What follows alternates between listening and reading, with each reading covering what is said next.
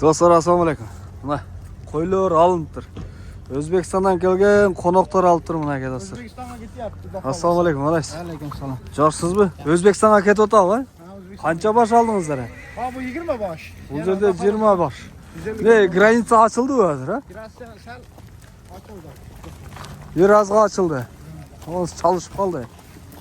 Mana dostlar. Nomerlarimizni ham aytib ketamiz. Tak, nomerlaringizni aytib ketasizmi?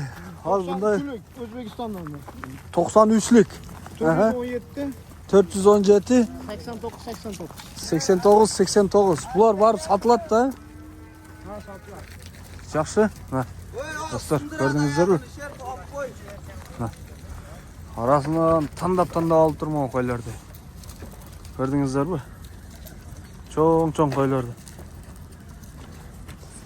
Bu qancha oldi aka shu? 25. Onsa?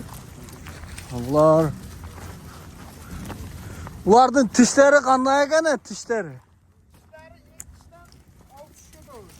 İki tishdan 6 tishga chey.